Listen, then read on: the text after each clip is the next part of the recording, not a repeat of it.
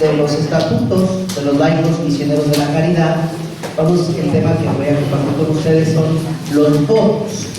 Pero antes de eso, entonces me presento para quienes es primera vez que nos vemos, pues que sepan. Soy el padre Fernando Pérez Arisco, nacido, criado y malcriado en Monterrey, Nuevo León. Allí estudié, allí me formé, allí me ordené sacerdote un 14 de agosto de 1993. O sea, tengo ahorita 23 años, el 15 de agosto estaré cumpliendo 24 años de vida sacerdotal. Era un joven y delgado cuando me ordené, y ya después los años hacen sus estragos, ¿verdad? El paso de la vida hace sus estragos. 24 años después estamos aquí. Colaboro en la parroquia de Cristo Buen Pastor en Apodaca, Nuevo León. En la parroquia de Cristo Buen Pastor, o más bien en Monterrey, Nuevo León, en la arquidiócesis de Monterrey, no hay fundación de misioneras de la caridad. Sin embargo, por providencia de Dios y porque mi hermano sacerdote anterior en esa parroquia tuvo contacto con misioneras de la caridad, hay un grupo de laicos misioneros de la caridad. No hay fundación de misioneras, pero hay un grupo de laicos misioneros de la caridad. Y concluyo que es una providencia de Dios. Estoy ahí en esa parroquia desde hace 3 años y medio, colaborando en esa parroquia de Cristo Buen Pastor. Y bueno, pues a veces cercano, a veces no tan cercano del grupo de laicos. Comenzó con poquito y poco a poco pues ha ido creciendo. Comentaba con algunos en el retiro hace 2 años, que también me tocó compartir en Puebla, pues éramos nada más 4 los que asistimos. Hoy pues asisten 8 laicos misioneros de la caridad. Entonces ahí va poquito a poquito, porque cuando las cosas son de Dios, pues Dios es el que las hace funcionar. Entonces, ¿qué es lo que voy a compartir con ustedes sobre los votos? Voy a compartir la belleza y trascendencia de los votos laicales. Ese es el tema, la belleza y trascendencia de los votos laicales. Los votos que tenemos puestos en el capítulo 2 de nuestros estatutos son una cosa bella, pero al mismo tiempo son una cosa que debe de tener una trascendencia en nuestra vida. Es decir, no nada más son escritos, no nada más son puestos así porque sí, no son ocurrencias, es una manifestación de Dios para el servicio de nuestra iglesia. Y una de las famosas frases de Madre Teresa de Calcuta, pues es esa: quien no vive para servir, no sirve para vivir. Esa es una de las famosas frases de Madre Teresa. Y yo le agregué: no sirve para vivir ni su vida ni los votos. ¿Verdad? Entonces, los votos que tenemos como laicos misioneros de la caridad necesariamente tienen que estar orientados hacia el servicio, hacia la caridad. De otra manera son infructuosos. Generalmente en la iglesia conocemos 3 votos: pobreza, obediencia y castidad. Y sin embargo, los laicos misioneros de la caridad viven 4, o estamos llamados a vivir 4. Y el último voto es el servicio. Entonces, por eso, la vivencia de los votos tiene que estar orientada hacia el servicio. El servicio en la caridad. Somos laicos misioneros de la caridad porque está nuestra vida toda, nuestro compromiso, todo tiene que estar orientado hacia la caridad. Entonces vamos a ir meditando uno por uno. Ahí también en nuestros estatutos están explicados uno por uno los votos. A lo mejor no alcanzo a abarcar la explicación completa, pero bueno, al menos como para dejar la espinita y que ya después tú también en tu grupo tengas ganas de adentrarte en la meditación y en el estudio de estos votos. El primero que aparece allí en nuestros estatutos es el voto de la castidad. ¿Qué es la castidad? La castidad es una actitud de profunda reverencia hacia la realidad consagrada del matrimonio, hacia la realidad consagrada del matrimonio. Entonces, castidad, el voto de la castidad es la belleza del voto de la castidad es que nos orienta a ser mejores personas y mejores esposos y esposas. Esa es la belleza de la castidad.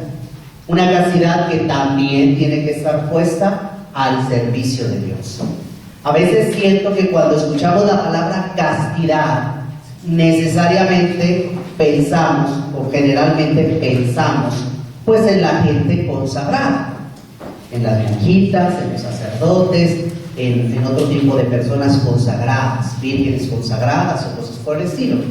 Pero no, aquí entramos en una diferencia. Hay la castidad y hay el celibato. Ahí está una diferencia. El celibato sí está orientado a algunos cuantos. El celibato sí es una definición que solamente unos cuantos pueden vivir, que son, en este caso, los consagrados. Pero la castidad, todos tenemos que vivirla. Casados, solteros, viudos, divorciados, arrebatados, como sea, todos tenemos que vivir la castidad. ¿Por qué? Porque la castidad entonces es una actitud. No es un pegote, no es un agregado. La castidad, la vivencia de la castidad tiene que ser una actitud de la integración de nuestra propia sexualidad. Cuando tenemos nuestra sexualidad bien integrada, entonces tenemos una actitud de vivencia de la castidad. Primer punto, para que se nos quede muy grabado, el voto de la castidad en nosotros, laicos misioneros de la caridad, tiene que ser una actitud. Una actitud. Por su parte, lo que les digo, la castidad cristiana no significa desprecio a la sexualidad. El hecho de que se nos invite o se nos pida que como laicos misioneros de la caridad tenemos que vivir una vida casta, no estamos renunciando por ello a la sexualidad. No vayan a pensar, especialmente quienes están casados, no vayan a pensar que, pues no, pues así no voy a poder ser misionero de la caridad porque pues yo estoy casado, ¿verdad? Alguno a lo mejor diga, ay, qué bueno, para decirle a mi viejo que ya, porque tengo que ser laica misionera de la caridad y que ya no esté muriendo. No es una renuncia, a la sexualidad. Es más bien un seguro autocontrol en el ejercicio del dominio del espíritu sobre la carne. Y para poder tener este autocontrol en el ejercicio del espíritu contra la carne, tenemos que tener una sexualidad bien integrada. Experimentarnos, quienes somos varones, muy varones, quienes son mujeres, muy mujeres, y tener bien definido el control y el dominio de nosotros mismos, como personas y de nuestra propia sexualidad. Entonces, el voto de la castidad nos tiene que orientar a eso. Nos tiene que orientar a vivir la plenitud del amor. Quienes viven una vida celibataria, en el caso de los consagrados, sacerdotes, religiosas, vírgenes consagradas o cualquier otro tipo de consagrados, tenemos una opción. El hecho de que vivamos una vida celibataria no es tampoco para nosotros los consagrados una imposición, es una opción. A mí como sacerdote nadie me impuso que yo no formara una familia. Yo elegí no formar una familia. El llamado que experimenté de parte de Dios a la vida del celibato es una elección. Yo elegí no fundar una familia. ¿Por qué elegí no fundar una familia? ¿Porque entonces el matrimonio es malo? ¿Porque entonces fundar una familia es malo? No, es una cosa absolutamente bella, maravillosa, el matrimonio, la familia. Pero ¿se acuerdan de aquel pasaje? De aquel pasaje del Evangelio cuando habla del vendedor de perlas finas y que cuando se encontró con una perla de mayor valor, ¿qué hizo? Vendió todo lo que tenía y consiguió aquella perla de mayor valor. Entonces, esa es la opción celibataria. La opción celibataria es que, aunque no me lo prohibieron, yo lo elegí. Y lo elegí porque encuentro en un grado de mayor de mayor fidelidad a Cristo, encuentro entonces la opción de no fundar una familia, para parecerme cada vez más a Cristo, parecerme cada vez más a la vida de Cristo virginal.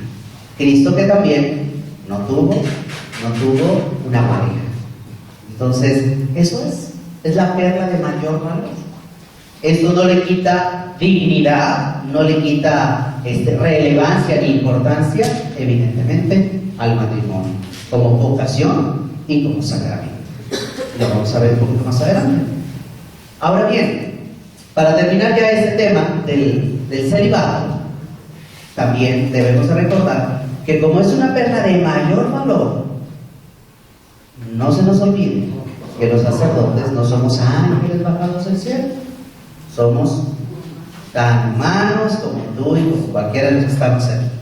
Dice la carta a los Hebreos, es un sacerdote, es un hombre elegido de entre los hombres y puesto al servicio de los hombres. Capítulo 10 de la carta a los Hebreos. Entonces, ¿qué es esto? Que entonces somos personas que llevamos un gran tesoro, una perla más valiosa. Y dice el apóstol San Pablo, llevamos un tesoro en vasijas de barro. Y como somos vasijas de barro, por eso de ahí la importancia de orar siempre por nuestros sacerdotes. Oren por nosotros, para que la fragilidad humana, para que el barro del que estamos hechos no nos venza, no sucumbamos ante las acechanzas, las tentaciones, el poder del maligno. Y ustedes nos tienen que ayudar a nosotros para que seamos cada vez fieles a Jesús, para que todos los sacerdotes sobre la faz de la tierra seamos cada vez más parecidos a Jesús, seamos una imitación de Cristo. Y vean ustedes en nosotros los sacerdotes ese reflejo, ese rostro de Jesús, casto, pobre, humilde y virginal, que se entrega por completo al servicio de sus hermanos. ¿De acuerdo? Entonces, otros Cristos. Dejamos entonces el tema del celibato y volvemos al tema de la castidad. Entonces, castidad y matrimonio no son opuestos. O sea, las flechitas ahí, no son opuestos, no son antagónicos. No podemos decir, bueno, o estoy casado o soy casto, o estoy casada o soy casta. No son opuestos, no son antagónicos, mucho menos están peleados. Uno y otro se tienen que vivir. El matrimonio, todo matrimonio cristiano tiene que vivir una vida casta. ¿Qué significa entonces una vida casta? ¿Qué significa? Vivir una vida de castidad significa estar bien dispuesto a continuar el proyecto de Dios. ¿Y cuál es el proyecto de Dios? El proyecto de Dios es la familia. Y nos acordamos, allá desde el principio, desde el Génesis, nos podemos acordar cómo Dios creó hombre y mujer. ¿Y para qué los creó hombre y mujer? Para que pudieran concebir. Para eso, para que pudieran concebir. Por eso entonces la sexualidad, nuestra propia sexualidad, es un regalo, es un don maravilloso de Dios, bellísimo. Tu sexualidad masculina, tu sexualidad femenina. Dios quiere, entonces Dios nos quiere que podamos ser partícipes de su obra creadora. Es decir, Dios no está en contra de la sexualidad. Si Dios estuviera en contra de la sexualidad, pues no nos hubiera hecho complementarios, ¿verdad? Hubiera hecho puros hombres o puras mujeres, pero nos hizo hombre y mujer para que complementándonos colaboráramos con Él en su obra creadora. Pues Dios no está en contra de la sexualidad, pero sí Dios está en contra de una sexualidad mal entendida, de una sexualidad mal formada, de una sexualidad que puede rayar en fantasías y en otro tipo de situaciones. Entonces, ¿qué es lo que tiene que hacer un laico misionero de la caridad? Tiene que vivir una vida en su matrimonio. Primero tiene que esforzarse en hacer que su matrimonio matrimonio sea un matrimonio santo. Sea un matrimonio santo. Madre Teresa de Calcuta quiso decir, escuchábamos a Padre Víctor el día de ayer, escuchábamos a Padre Víctor que decía que originalmente se había elegido el nombre de la Sagrada Familia, originalmente, para los laicos misioneros de la caridad, y ya después se cambia a laicos misioneros de la caridad, porque entonces cada laico misionero de la caridad, viviendo, quien está casado o casada, viviendo su vocación de matrimonio, tiene que esforzarse en hacer de su matrimonio un matrimonio santo. Un matrimonio santo. Si alguien en este momento está pensando, ay padre, no sabes tú lo que dices, vive con este viejo desgraciado, a ver si dices, no, si hay que ser santo, vas a ver que no lo mandas ni 10 minutos. Bueno, si la santidad fuera fácil, cualquiera fuera santo. La santidad hay que alcanzarla, y es deber de cada laico misionero de la caridad alcanzar esa vida de la santidad de su matrimonio. Entonces, con el deseo de ser un matrimonio bien santo, entonces tenemos el deseo de ser un matrimonio consagrado al Señor. ¿Y cómo es un matrimonio consagrado al Señor? Es un matrimonio entonces, primero, que están a favor de la vida. Es un matrimonio que sabe que la principal tarea del matrimonio es la procreación de la prole. Cuando uno se casa para tener hijos. Si no vas a querer tener hijos, ¿para qué te casas entonces? ¿Verdad? Uno se casa para tener hijos. Ahora bien, no es tampoco un tener hijos así desconmensuradamente, ¿verdad?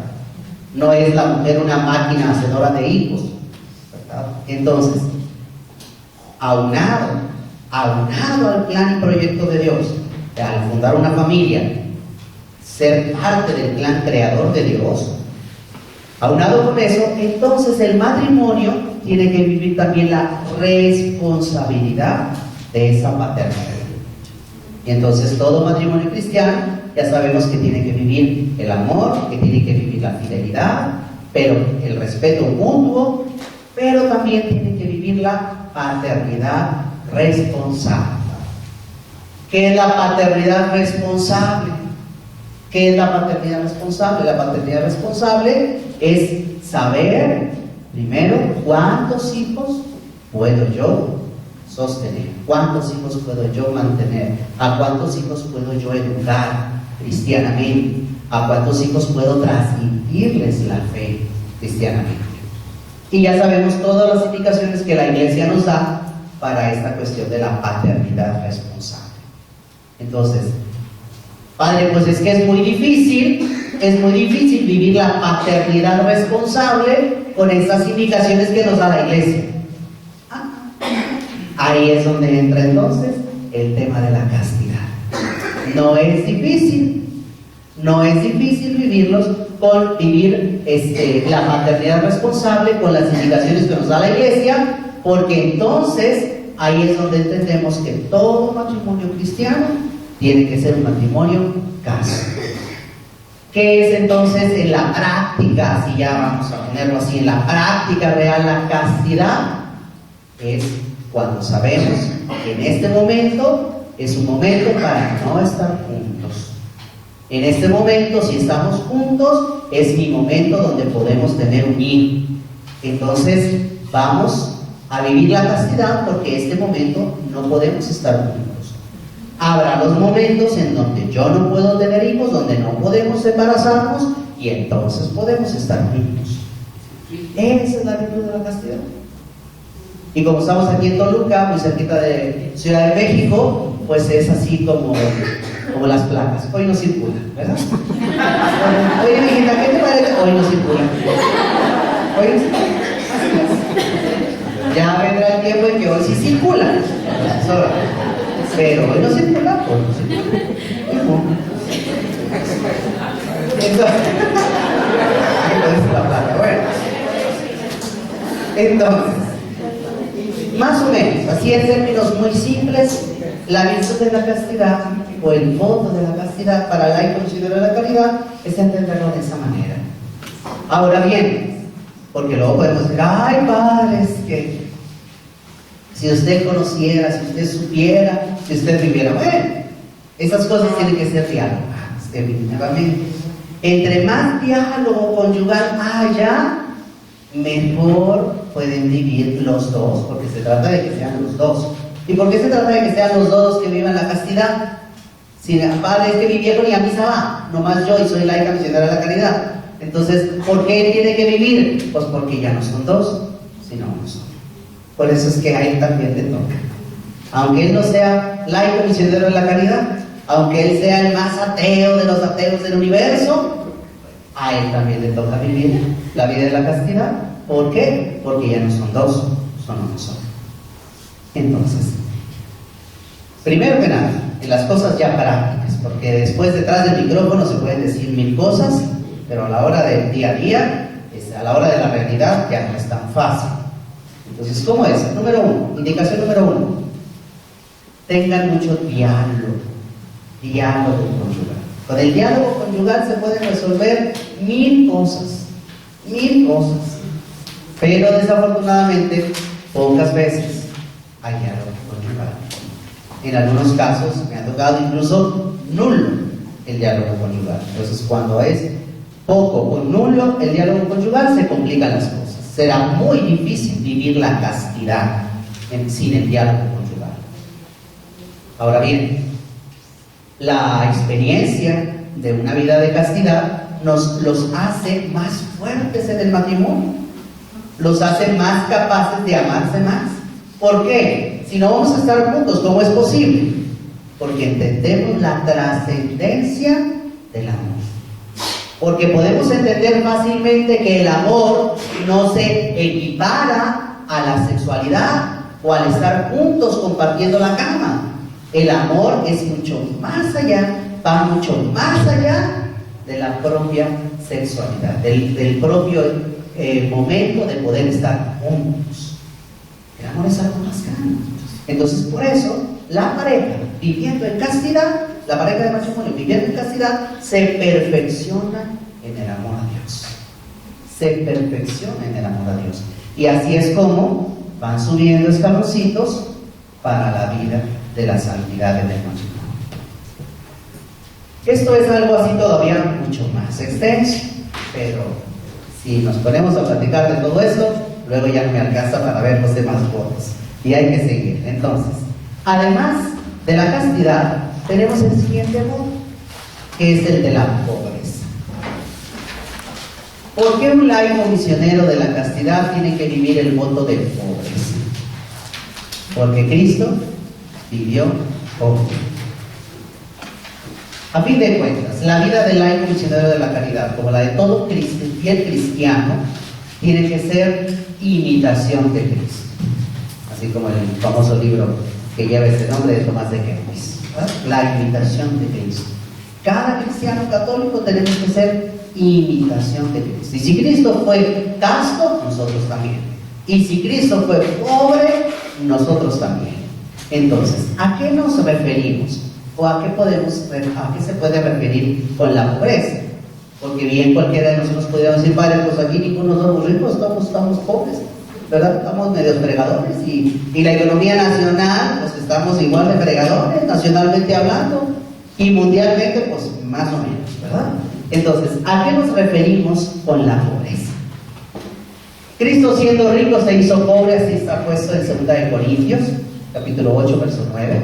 Y entonces los laicos misioneros de la caridad, como movimiento de personas consagradas, escogen la pobreza para hacerse ricos a través de Cristo. O sea, Cristo que se hizo pobre para enriquecernos con su gracia, para enriquecernos con su salvación. Los laicos misioneros de la caridad, al hacernos pobres como Cristo, queremos enriquecer nuestro entorno. Si tú vives tu pobreza como laicos misioneros de la caridad, enriqueces tu vida, enriqueces la vida de tu familia enriqueces la vida de tu comunidad parroquial, enriqueces tu entorno. ¿Cómo podemos enriquecer? ¿A qué nos referimos con que yo siendo pobre enriquezco? Cuando vivimos como Cristo, entonces los demás aprenden también a vivir como Cristo. Cuando somos un testimonio claro del amor de Jesús, los demás también quieren. Los demás también quieren. Hay muchas muestras de vidas de santos a lo largo de la iglesia, pero hoy centramos nuestra mirada, obvio, en Santa Teresa de Calcuta. Empezó ella sola. ¿Y cómo fue? ¿Cómo fue que al poquitísimo tiempo de que ella empezó a servir a los pobres y a irse a aquellas calles tremendas de Calcuta y a empezar a traer y a cuidar personas enfermas y a niños olvidados? ¿Cómo fue posible que en tan poquitísimo tiempo otras mujeres quisieran ser como madre y apoyar a Madre Teresa? ¿Por qué? Porque ella empezó a enriquecer. Así es como se enriquece. Con el testimonio de vida enriquecemos. Cristo se hizo pobre y nos enriqueció con su gracia. Y cuando tú y yo podemos vivir esta pobreza, podemos enriquecer nuestro entorno. Sin embargo, la renuncia de riqueza de corazón y espíritu, así como el íntimo desprendimiento de todos los bienes terrenales, es una obligación absoluta para todos. O sea, este tema de la pobreza, de vivir pobres, no es solamente o exclusivamente de la Misioneros de la Caridad. Todo cristiano católico tenemos que vivir una actitud de pobreza, en donde no son los bienes de este mundo los que predominan, no son los bienes que tenemos los que nos guían, son realmente aquellas cosas de las que podemos nosotros vivir sin la necesidad de ello. A mí este tema de la pobreza me costó, en mi vida de seminario me costó un poquito trabajo entender. Yo les voy a platicar una experiencia de cuando yo era joven y delgado seminarista. Estaba estudiando teología y unos religiosos, unos franciscanos, el convento franciscano, que no está muy lejos del seminario de Monterrey, pues no sé, que ya no tenían los maestros que se ocupaban, total, nos mandaron a los franciscanos a estudiar con nosotros al seminario. Y en alguna ocasión, porque convivíamos muy padre con ellos, en alguna ocasión nos dijeron: oiga, pues ¿qué les parece si nos echamos un partidito de básquetbol en el convento? Y nos pareció muy agradable la idea. Comentamos esto con el padre rector y nos dio permiso. Y aunque ustedes no lo crean, yo jugaba básquetbol, ¿verdad? Aunque ustedes no lo crean, yo era del equipo de básquetbol. Entonces, fuimos y ya estando ahí, el convento pues es un poquito amplio y de repente le dije a uno de los frailes: oye, préstame un baño, Santiago. Total, ya me dijo dónde, pero en el regreso me perdí, ya no supe para dónde agarrar, yo soy muy desorientado, ya no supe para dónde agarrar, y cuando acordé ya estaba yo en la cochera ya del convento y estaba viendo unos carrazos por ahí. Dije: ay, Dios mío, dije, y estos son los pobrecitos franciscanos. Ave María Purísima. Y entonces, ya fui allá y obviamente, pues como éramos chavos, y le dije: oye, qué bien vive la pobreza ustedes los franciscanos, qué barbaridad. Te me hace que San Francisco así sabe estarse revolcando en la tumba el pobrecito, si viera la cochera de ustedes. Y me contestó de esta manera el hermano, el fraile, me dijo: lo que pasa es que estos carros no son de nosotros, no son de nuestra propiedad, son de la comunidad. Entonces yo me quedé así como con cara de what. Dije: no entendí, no son de nosotros, son de la comunidad, pero de todos modos ustedes los usan. Dije yo, pensé yo, y ya me quedé callado. Entonces, pasó el tiempo, años más tarde me mandan a una experiencia misionera a California Sur, y allí, en esa experiencia misionera de Baja California Sur, allí entendí el significado de esa pobreza. Es decir, de tener las cosas, de usar los bienes, pero sin que nada, absolutamente nada sea tuyo. Nada sea tuyo. Entonces, ¿a qué voy con eso? Que yo cuando apenas me iba a ir, pues le llamo al obispo de allá y le digo, oiga, pues ¿cómo le hago para llegar allá? Pues si se tiene uno que ir o en avión o en barco, allá a Baja California Sur, y pues, ¿cómo le hago con mi carrito? Le dije yo. Y me dijo, aquí no ocupamos que traigas tu carrito, vente tú solo. Y a donde tú llegues, va a haber un auto para que te muevas. O sea, así me fui. Y en esa experiencia, porque Baja California Sur en el último tiempo fue evangelizada por misioneros combonianos, mis respetos para su obra evangelizadora, entonces ahí fue donde entendí que trasladaran a donde trasladaran al sacerdote, a donde él iba, había todo lo necesario, todo lo que él pudiera ocupar para la obra evangelizadora, para hacer su trabajo pastoral. Entonces, cuando ya vengo de Baja California Sur a Monterrey y me regreso, pues me regresé así, ¿verdad? Yo siempre tuve un auto en que moverme allá, pero cuando me regreso, pues me regresé así como solito, sin nada absolutamente, más que mis 2 calcetines que tenía en la maleta y me quedé atrás. Entonces, es importante el sentido de la pobreza. El sentido de la pobreza no quiere decir, no confundamos pobreza con indigencia. Una cosa es la indigencia, otra cosa es la pobreza. La pobreza es no tener apego a los bienes, pero también para nosotros como laicos misioneros de la caridad, la pobreza significa tratar de tener menos que más. Y lo hemos visto en las hermanas. En cada comunidad, en cada casa de hermanas que tú y yo hemos visitado, hemos descubierto cómo se vive la alegría cristiana, se vive la felicidad y la providencia de Dios teniendo menos que más. Entonces, la pobreza, ya lo hemos escuchado muchas veces y en muchas ocasiones, la pobreza puede ser espiritual y puede ser material. Las dos tienen aspectos positivos y negativos. La pobreza de espíritu, lo hemos escuchado en las bienaventuranzas, la pobreza de espíritu y la pobreza material. Tanto una como otra entonces tienen los aspectos positivos y negativos. ¿Cuáles son ellos? Lo positivo, por ejemplo, de la pobreza material, lo positivo significa que se escoge de manera libre y alegre vivir de forma sencilla y simple, deseando tener solo lo necesario. Esa es la pobreza material. Vamos a tratar de tener solo lo necesario. Eso es lo que significa. Solo lo necesario. Desafortunadamente, en el mundo de hoy en el que vivimos, que es un mundo consumista, normalmente la tendencia es a crearnos necesidades. Vamos a ponernos, no nos vamos a ir muy atrás, 20 años atrás, 30 años atrás, ponle 30 años atrás, no conocíamos el internet. Es por poner un ejemplo. Ahorita el mundo no puede vivir sin el internet. Entonces, ¿cómo le hicimos tantos y tantos siglos para que el mundo viviera y para que el mundo fuera mundo? A eso me refiero. Antes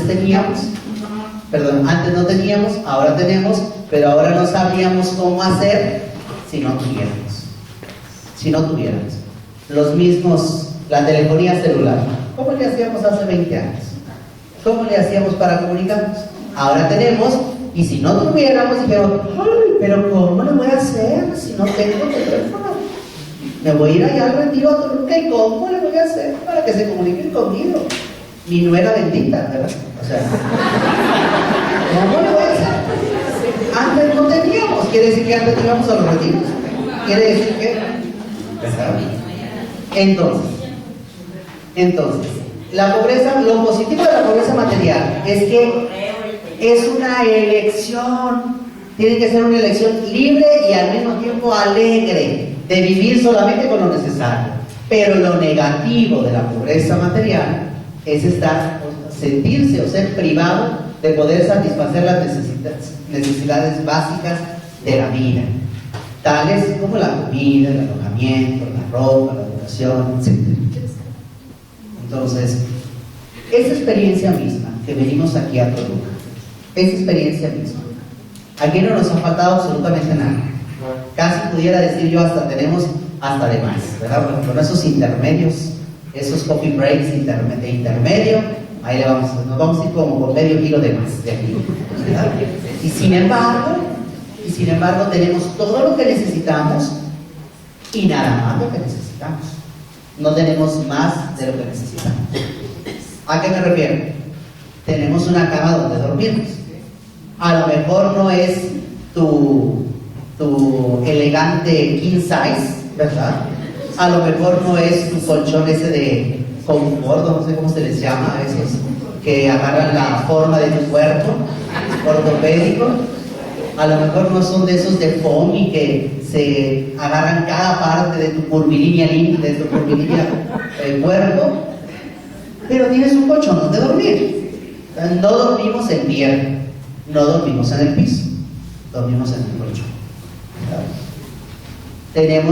Tuvimos en la mañana o en algún momento del día de ayer o de hoy, tuvimos una regadera para echarnos un baño. Entonces, menos mal, no estaremos todos queriendo ahorita a estas horas, ¿verdad?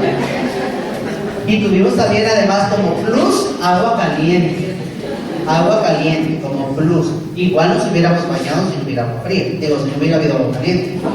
Quiero pensar que igual nos hubiéramos bañado si no hubiera agua caliente. Entonces, tenemos lo necesario, no más de lo necesario, pero lo necesario. Entonces, es la pobreza, lo negativo de la pobreza material luego sería lo contrario, el estar privado de al menos lo más básico y lo más necesario. Entonces, caeríamos en lo que les decía hace un momento, en la indigencia. Hace 3 días platicaba con una persona que es un indigente, y me estaba pidiendo ahí alguna ayuda. Y me decía, y le digo, bueno, pero entonces no tienes dónde vivir. Y pues no. Y bueno, ¿y cómo le haces para ir al baño? ¿O para bañarte? Le dije yo. Y me dijo, padre, me da pena, pero le comento que hace poco más de 2 meses que no me baño. Y ciertamente, ¿verdad? O sea, esto lo podía yo evidenciar en el primer respiro, ¿verdad? Lo pude evidenciar en el primer respiro. Pero impresionante, yo me dije 2 meses sin bañarse, así como que me rasqué la cabeza y ¿cómo? Pero bueno, eso es la indigencia, no contar ni con lo necesario. En la evolución de la caridad, entonces, queriendo vivir el mundo de pobreza, vamos a tratar de asimilarlo de esta manera. Voy a tratar de vivir con lo estrictamente necesario. Cuando ya le empezamos a agregar cosas, cuando ya le empezamos a agregar lujos, cuando ya le empezamos a agregar cosas que no necesitamos o empezamos con necesidades creadas, entonces ahí es donde ya empezamos a chafiar en este sentido del voto de pobreza. Empobrecemos en vez de enriquecer, efectivamente. Muy bien, ahora bien, vamos a ver el siguiente punto, que es la obediencia. Decía Madre Teresa, no podemos hacer grandes cosas, pero sí cosas pequeñas con un grande amor. A lo mejor no vamos a cambiar el mundo completo, pero cada cosita que tú y yo hagamos, si lo hacemos con amor, lo estaremos engrandeciendo. San José María Escrivá de Balaguer, donde lo puse ahí, tiene uno de sus libros que escribe, tiene una frasecita muy simpática que me ha gustado mucho, que dice que podemos alcanzar, o sea, que la vida de santidad en nuestros días, en este siglo XXI, la vida de la santidad se alcanza en la perfección de las obras. Así es como se alcanza la santidad. ¿Cómo se llama Entonces, el padre? San José María Escrivá de Balaguer, fundador de los Cruceros. La santidad, la vida de la santidad hoy en día la alcanzamos en la perfección de las obras. ¿Qué te toca hacer? Padre, ¿yo cómo puedo ser santa si soy solamente ama de casa? Estoy en mi casa, barro, trapeo, lavo la ropa, hago la comida, atiendo a mi familia y es todo. ¿Cómo puedo ser santa? Pues así. ¿Te toca hacer los frijoles? Pues hazlos con amor, con perfección. Con perfección. Si la última vez que limpiaste los frijoles, a todo el mundo salió premiado con piedras, pues quiere decir que, oye, ponte lentecitos para cuando vayas a limpiar frijoles, ponte los lentes. Ábrela, ponlo cerquita de la ventana donde te llegue la luz del día para que limpie los frijolitos. Eso es hacerlo con amor. Porque luego yo no sé, pero yo recuerdo allá en mi infancia, yo recuerdo que mi papá siempre estaba bueno para comprar el boleto del TEC, porque a nomás ahí le salían las piedras, a ninguno, nomás a mi papá le salían piedras. Entonces, bueno, ¿cómo lo vas a hacer? Pues hazlo con perfección, no nada más a la y se va al trochimochi, decía mi abuelo. Hazlo con perfección. Que te toca hacer, te toca barrer. Bueno, barrer con amor y con perfección. Me escuchaba yo una señora que decía, no es igual barrer nomás por donde mira la suegra. Entonces, cuando barras, barre bien. Hazlo con perfección, ofreciéndoselo a Dios, amando lo que haces, no renegando de lo que haces, sino amando lo que haces por amor. En fin. Entonces, la obediencia también nos perfecciona en el amor a Dios. ¿Por qué? ¿Qué es la obediencia? La obediencia es la sumisión libre y de todo corazón de nuestra voluntad al plan de Dios a través de una serie de intermediarios que pueden ser personas, sucesos, instituciones, autoridades humanas, reglas escritas, costumbres y prácticas. Así lo dicen los estatutos. Es la sumisión libre y de todo corazón de nuestra voluntad al plan de Dios a través de una serie de intermediarios.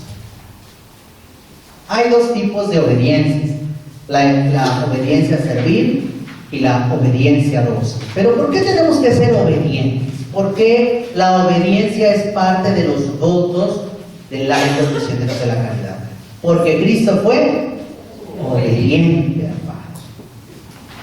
Porque Cristo fue obediente. Por eso los laicos misioneros de la caridad, queriendo imitar a Cristo, también queremos ser obedientes. ¿Se fijaron la diferencia de palabras que utilicé? No dije tenemos que ser obedientes, dije queremos ser obedientes. No es lo mismo tener que ser obediente a querer ser obediente.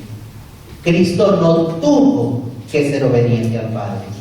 Cristo quiso ser obediente al Padre. Y la obediencia es también parte de la escucha.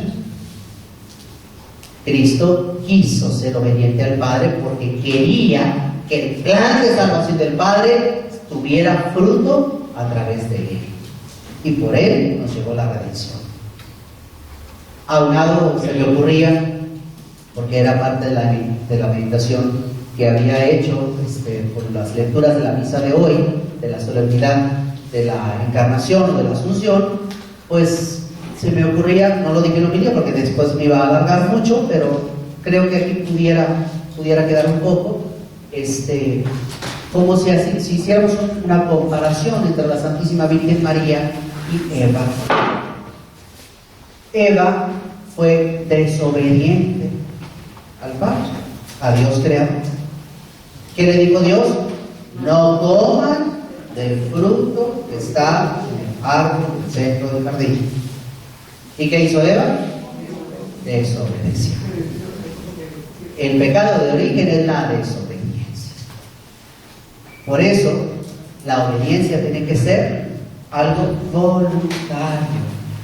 En cambio, la Santísima Virgen María, que llega el ángel y le anuncia que va a ser la madre del Salvador, ella dijo: hágase en mí según tu palabra. A Eva la tentó Satanás. ¿Quién es Satanás? Bueno, en el pasaje del Génesis dice la serpiente. Y todos sabemos que la serpiente es Satanás. ¿Y quién es Satanás? El ángel caído. El ángel caído. El ángel que no quiso obedecer a Dios.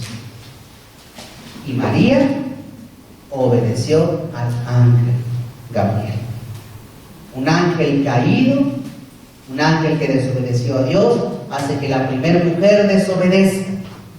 María, a quien se le envió el ángel Gabriel, ella quiso ser obediente, diciendo, hágase.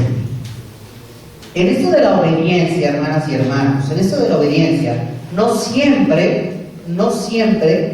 tenemos que entender las cosas.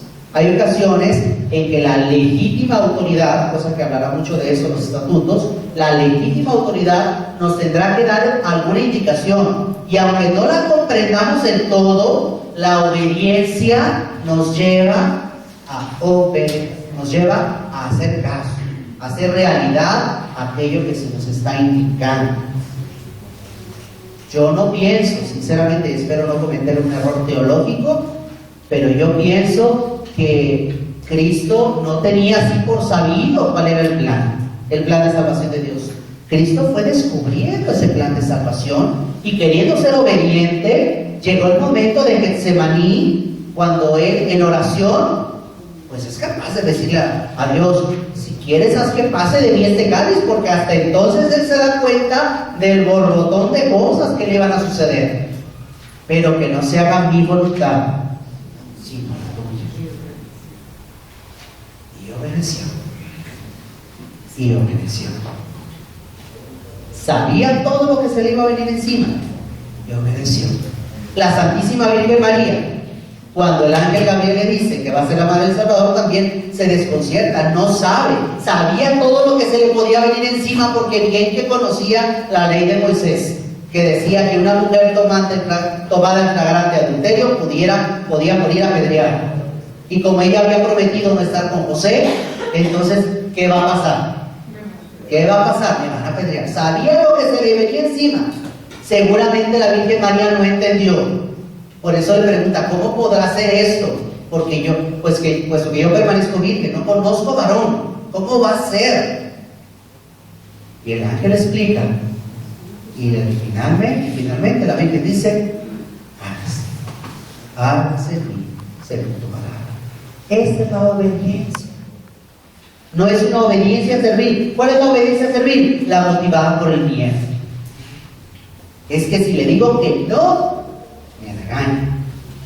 Es que si le digo que sí, me regaña. Entonces, la obediencia a servir siempre será motivada por el miedo. Así decían las mamás antes, ¿verdad? Ahorita que escuché por ahí, me decía, si no haces esto, Diosito te va a castigar. Ahí me decía, va a venir el viejo del costal por ti. Entonces me ponía a lavar los trastos, porque si no el viejo del costal iba a venir por mí. Oye, el coco. Así cuando estaba más chiquitos. Por eso hasta el día de hoy me gusta el coco. Oye, el coco. Me siguió el miedo por el coco, por eso no como coco. Muy bien. Entonces, en cambio, la obediencia dócil, que es la de Cristo, la obediencia dócil está movida por el amor. Por el amor. Por amor, Cristo fue obediente al Padre. Por amor, la Santísima Virgen María escuchó y obedeció al ángel. ¿Se acuerdan de ese otro pasaje luego también de Zacarías? Que luego medio se le puso rebelde al ángel. ¿Y qué le dijo el ángel? Pues por no creerme, porque dice, oye, ¿cómo va a ser esto? Yo viejito, mi esposa viejita, pues ¿cómo? Y además ¿cómo va a ser esto? Entonces te vas a quedar mudo para que se te quite. Entonces, la obediencia dócil, la obediencia movida por el amor, es una obediencia dócil. No es aquel de que cuestiona, vale, ¿yo por qué? A ver, no que lo haga la otra. A ver, ¿por qué no? Todo yo, mejor la otra. O dile a fulano, o dile a fulano. Obediencia. Una obediencia, insisto, que tiene que ser movida por el amor. Entonces, así es como podemos vivir, los laicos misioneros de la caridad, podemos vivir de una mejor manera, de una manera más santa, ese sentido de la obediencia, este voto de la obediencia. No se trata nada más de obedecer por obedecer, no se trata de, ay, si te dicen que te tires al precipicio, entonces vas a tirar al precipicio, no. Se trata de que lo que hagas, lo hagas por amor. Y ser bien consciente que la autoridad que Dios ha puesto delante de ti, pues está guiada, inspirada por el Espíritu. ¿Qué es una obediencia, por ejemplo, en el caso, bueno, para nosotros lo tenemos muy claro. Nosotros, por ejemplo, como sacerdotes, tenemos muy claro que tenemos una obediencia al obispo. Los obispos tienen muy claro que tienen que tener una obediencia al Papa. ¿Verdad? El Papa tiene que tener muy claro que tiene que tener una obediencia a Dios directamente. ¿Cómo es en el caso de, bueno, todos nosotros como iglesia también sabemos que debemos de obedecer a nuestros obispos, a nuestros legítimos pastores? Pero, en el caso de una familia, ¿cómo hacemos la legítima obediencia? ¿A quién tenemos que obedecer en el caso de una familia? A los padres, que son legítima autoridad. En el caso de una familia, de un matrimonio, pues a quién es la cabeza. A veces es él, a veces es ella, a veces son los dos. Porque cuando luego no es ninguno, ya valió guapo, ¿verdad? Ya valió guapo. Cuando luego los hijos pretenden ser la cabeza en vez de los papás, ya valió guapo. Entonces, la obediencia en el caso de una familia es, a lo mejor a ti te toca obedecer a tu esposo. A lo mejor a ti te toca obedecer a tu esposo. Hay alguien que hace cabeza. Siempre en una familia hay alguien que hace cabeza. Bueno, hay que tener esta legítima obediencia a aquel que es cabeza. Siempre y cuando me esté guiando, lo que me esté indicando es porque me está guiando por el camino de Dios. Volviendo, aunando este voto con el voto primero que meditamos de la castidad, es, pues el curita te dijo que fueras obediente, pues obedéceme y estate conmigo ahorita porque tengo ganas. Padre, ¿cómo le hago? Primero me dijo que tenía que vivir la castidad, y luego mi esposo me dice que tengo que obedecerlo, entonces ¿cómo le hago? Si se fijan como detrás del micrófono se dicen unas cosas.